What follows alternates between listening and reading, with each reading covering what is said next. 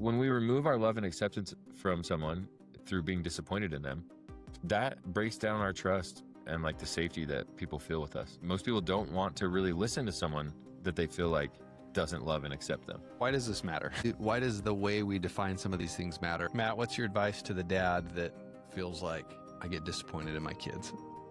How do I change that? So first of all, recognizing that there's probably a lot of unspoken expectations that you have that are driving this is really useful. So start looking at those. I want to go back to what you said about God not being disappointed or having expectations. If he does have an expectation, it is that we're going to make a mistake or break his law, not keep his commandments or sin or fall away, which is why it's so beautiful that he sent his son. Things won't go how you always want them to. Welcome to the Everyday Leader Podcast. Leadership is a choice. Join me, Matt, and my co-hosts Drew and Tate each episode as we break down how to lead powerfully in your family, team, and organization. All right. Welcome to another episode of the Everyday Leader Podcast. Matt and I wanted to do an episode from something we talked about with a group of men a week or two ago. For those you may or may not know, Josh Tilley and I launched a group called the Abundant Man Project, helping men find abundance in their faith, family, fitness, and finance. And Matt came in and spoke about agreements centered around family. And he shared something that I thought was really powerful, and we wanted to unpack today on our episode. Maybe we'll do more than one episode on this, actually. But you talked, Matt, about one, agreements are greater than expectations, and you talked about this idea that expectations end in disappointment, or often end in disappointment because it's often unspoken what that expectation is. And then the other point you made that I really liked was that God doesn't have expectations of you, and therefore he is not disappointed in you. And so I think those are all amazing principles, and there's a ton we could unpack in all of that. And but that really stood out to me because I went on a couple days later, I was going on a youth trek. So the Latter-day Saints, the Church of Jesus Christ of Latter-day Saints, they simulate a pioneer trek with the youth, and it was really hard, really difficult. And I just shared that with them and I feel like that's something I didn't believe or know growing up, that, hey, God's not disappointed in me. And I think a lot of people carry shame and guilt around that. So anyways, that's kind of the context of what we wanted to talk about today, Matt. And I think as we were talking about this a little bit outside of the episode, you mentioned, did that kind of come to you in the moment? Is that something you've explored much? Like, where'd you learn that? Like I read a book called "Is God Disappointed in Me?" By Kurt Francom, and that was really interesting because it's a good question to ask yourself. And so that's where I really started to look at that a little. Like, I think I had already internally chose to have a relationship with a God that's not disappointed in me. And that just gave me more context, more understanding as to like scripturally and doctrinally, like why we can say like God's not disappointed in us. And so the whole thing goes back to this idea that we experience disappointment when we have an expectation that's unmet. It's that simple. Like, you expect your team to win the national championship and they don't, and you're disappointed. You expect the weather to be nice and then it's windy and you're disappointed, right? Like, it's just how we experience disappointment. And there's nothing wrong with that. It's okay. Like, in fact, there's actually a powerful way to expect things that are useful and powerful in your life, and then, hope for them and work for them. However, especially when it comes to our relationships with other people, it seems like that's often like a big wedge, or like it's something that can keep us from having a deep relationship with someone, or from having a useful and workable relationship with someone, is when we have expectations for them, and about little things, big things, whatever it might be. And then when they don't happen, we experience disappointment. And when we're disappointed in someone, that's the part that just doesn't work, especially in a family. And I know because I do this every day. I can tell you how much it doesn't work. I can think of 5 examples yesterday where you're an expert in disappointment. And just so that you all know, I'm an expert in disappointment as well. Yeah. So. Yeah. So that's it. That's important to recognize that just like fundamentally disappointment is experienced when you have an unmet expectation. So going back to the whole like foundation here around God's not disappointed in you, that's such a beautiful thing to believe. And here's why we can say that. Again, God doesn't have an expectation for you to not make mistakes. That's why he sent Jesus. That's why Jesus came. The whole plan was to make mistakes, fail, get up again, learn, experience. So when you make a mistake or do something that distances you from God, he's not disappointed. He has almost an expectancy that you will make mistakes. That's why he provided a way for you to overcome them and to keep going. And again, there's maybe like some splitting hairs with words here where it's like, well, is disappointment sadness? Or I believe that sadness is a little bit different thing where you just like genuinely feel sad for someone's choice or for your own choice. That's different than disappointment. And here's why. So as I have dove into disappointment, I look at that word, and if you break it down into two parts, it's like dis and appointment. And so speaking in terms of the context with God, it's like, well, what has God appointed to you? He's appointed to you his love and his acceptance. And so he doesn't remove that from you, right? And so to be disappointed is to remove that. It's like to take away what's been appointed to someone or to take away what you have appointed to someone. And God does not ever remove his love and acceptance of you, even if and when you make mistakes or distance yourself from him. And like, well, that's awesome. That's a really cool thing to believe. And so with our own kids or with our own families, right? It's useful to recognize, okay, what expectations do I have, spoken or unspoken? And to recognize that that's the cause of my experiencing disappointment in someone. And then do I actually demonstrate disappointment? Do I actually, in a moment, obviously not permanently or forever, ideally, right? Maybe for some people, I think for most of us, not. Yeah. But do I, for a moment, remove what I want to be appointed or have appointed to my kids, which is my love and acceptance of them, even when they make a mistake? And so it's really useful to look at that. And that's my commitment. And like I said, I'm an expert on feeling disappointed because I still do it all the time. Where in hindsight, I can recognize I had this expectation of this situation going this way, or my kids responding this way, or not having to repeat myself 500 times. And then when it doesn't happen, it's like again, just for a moment in my interaction with them, I remove what I have appointed to them, which is my love and acceptance. And then, so then it's like, okay, well, why does it matter? Well, when we remove our love and acceptance from someone, even just momentarily through being disappointed in them, that breaks down our trust and like the safety that people feel with us. And so then when we want to be able to teach them and challenge them and like show them why their choice maybe didn't work out for them very good, they're less interested in hearing us because they felt like we removed what's appointed to them. And they don't, most people don't want to really listen to someone that they feel like doesn't love and accept them.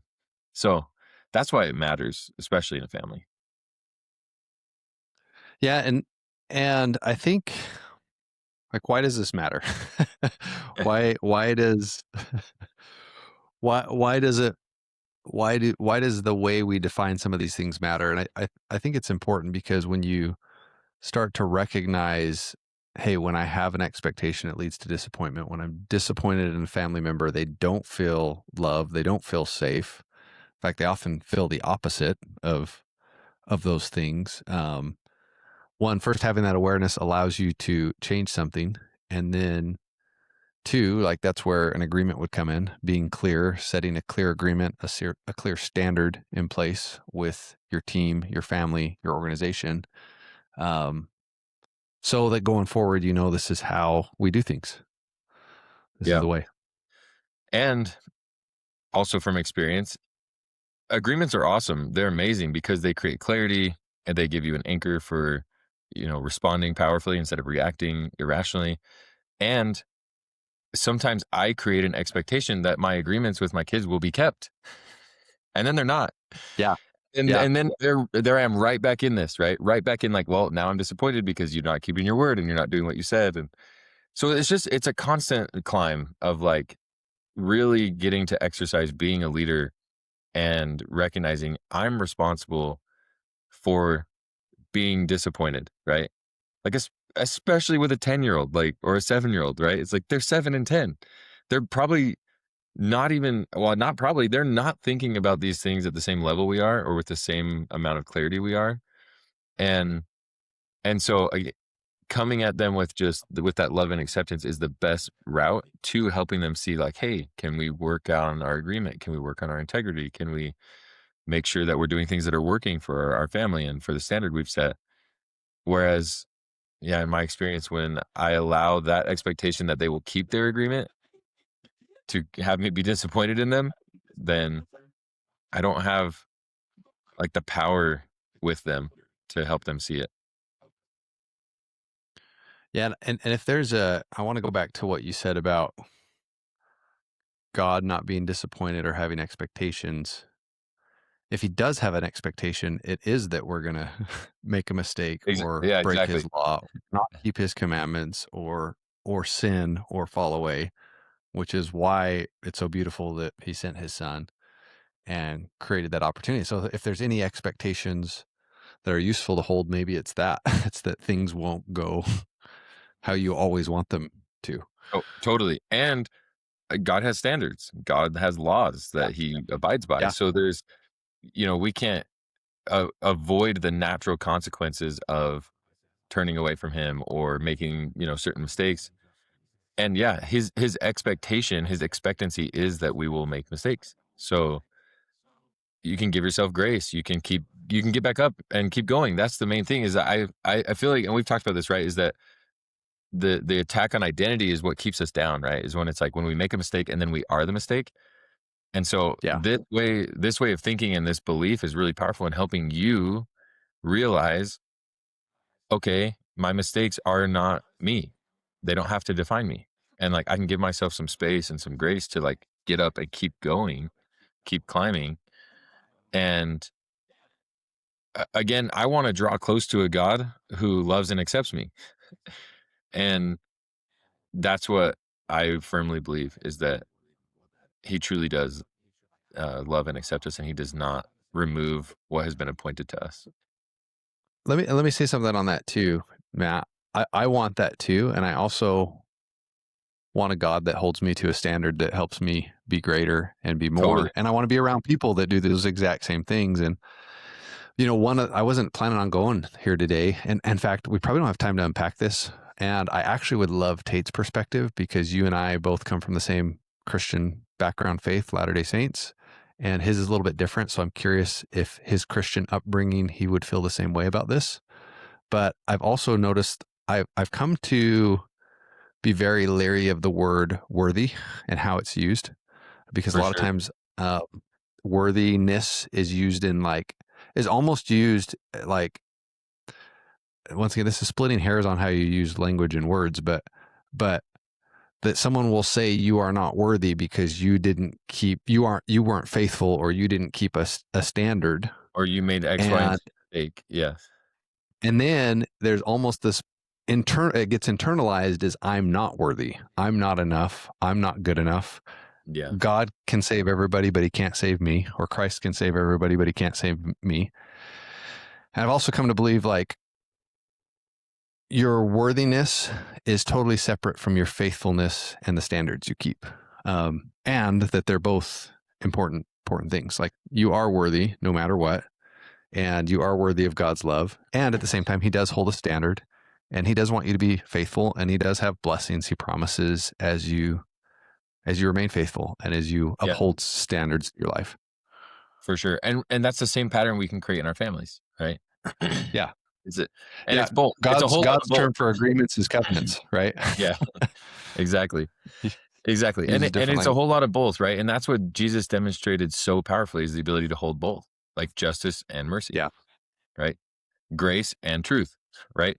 You can have a lot of grace for someone that makes a mistake, and the truth is your mistake will keep you from enjoying certain things. Not because someone hates you and is punishing you, but because it blocks it, at least momentarily, or whatever the natural consequences are. That doesn't mean you're bad or that you're punished. It's just like that choice created a consequence. And that's honestly like one of the best examples that I can share is with the sun and how it generates growth in a plant. So if a plant, let's say a plant has agency, which they don't, and at least not really. We won't get into that either. Let's say an agent or a plant did have agency and they could choose, and they choose to stay underneath the shed. That plant's not going to grow. Like they don't have the light and energy from the sun to grow. And so it's not because God or the sun hates the plant or is punishing the plant or is disappointed in the plant. The plant's just not choosing to take what's available to it and grow. And that's exactly how it is with us and with God, right? That like the light of Jesus Christ is always available to us and we can go tap into it, receive it, benefit from it. And there's times when we choose to go hide or block it with a choice or with a decision. And that doesn't mean that God's punishing us and we naturally won't enjoy the blessings of growth or warmth or light that we would if we were choosing to receive it and bask in it. So that example helps me just visualize like how this works, that it's we don't we don't have a God that wants to like keep score and punish everyone for for choosing things that are against his will. Rather, the gifts that he offers us are always available and it's up to us to choose them. And if we don't, that's okay. He's not disappointed. He doesn't remove his love and acceptance and light from us. We just don't experience the benefits of having it because we didn't choose it. All right. So, Matt, what's your advice to the dad that feels like I get disappointed in my kids? How Yeah. do I change that? Well, uh, so first of all, recognizing that there's probably a lot of unspoken expectations that you have that are driving this is really useful. So start looking at those, understanding what those are, and go start to create some clear agreements and standards with your family and with your spouse and with your kids. That will help tremendously. And then again, give yourself a lot of grace and give others a lot of grace and space to understand that people are going to make mistakes. People are going to have misunderstandings. People are going to let you down, and it's your choice to be let down. You can choose to hold someone to a standard in a way that's full of love and acceptance. And that's a really beautiful thing. And when you don't, this is probably like what I would say will help the most is go apologize. We've talked about this before on the show. Go apologize. Like acknowledge when you show up full of disappointment and then go apologize for it and be like, hey, I recognize that I didn't choose, powerful emotions and I lost control of my emotions or I was disappointed in you and that's not how I want to show up for you. I'm sorry. I'm committed to working on it.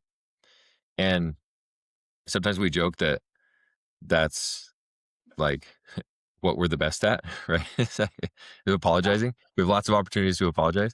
And it really is powerful. Especially as it's sincere, right? You don't have to be perfect. Let your kids see Yeah. that you're gonna make mistakes, that you're gonna show up in a way that doesn't work sometimes, and then apologize for it and acknowledge it and keep working on it. Invite them into that conversation. One thing that I think can be powerful too is not only setting agreements for the things you want or, how you're going to create something in your family better, but also creating an agreement around, and if it doesn't happen, this will be How the we're gonna outcome. proceed. Yeah, This would totally. be the consequence, or this will be how I will, you gave the example of, hey, I was actually disappointed in you. I acknowledge I showed up that way. I don't want to do that. I'll create an agreement that I won't do that going forward. And if I do, like, I'm going to ask that you point that out to me or Yeah, that, or yeah, help me like see there's it ways or to, yeah. and sometimes even talking about what happens if the agreement isn't kept can help you be aware of how you respond if that does happen also. Yeah, you can be prepared to respond powerfully rather than react to an unmet Yeah. expectation for disappointment. Yeah. Awesome. Well, I know we didn't have a lot of time to record today, Matt, and I think there's a lot more we could talk about here. So, if I guess I'll say to our listener, if you want to hear more of this kind of conversation or dive into this topic more, comment on one of our reels, send us a message, and we'll dive into this more. But any last thoughts you have, Matt? I would just say those two things, right? We talked about please, please, please choose to believe that God is not disappointed in you. He has an expectancy that you will make mistakes, and it's all provided for in the plan. He has a plan for it all. And then second of all, go look at where maybe you are taking away what you want to be appointed to your family, which is your love and acceptance. Where are you removing that in moments and in situations? And go take a look at that, acknowledge, apologize, and keep climbing. It's a practice. You're never going to get it. Yeah. Yep. If you're a leader, you're not disappointed in your team. You're not disappointed in your spouse. You're not disappointed in your family. And if you are, you're going to work to remove that and get better at it. So, no, Yep. great conversation today, Matt. Today's the day. Thanks for joining us on the Everyday Leader podcast. If you're ready to take your leadership journey even further, subscribe to our weekly newsletter for more insights and practical tips. And don't forget to connect with us on Instagram to stay a part of our growing community. Just follow the links in the show notes. If this episode impacted you, please help us spread the word and share the link with a friend from wherever you're listening.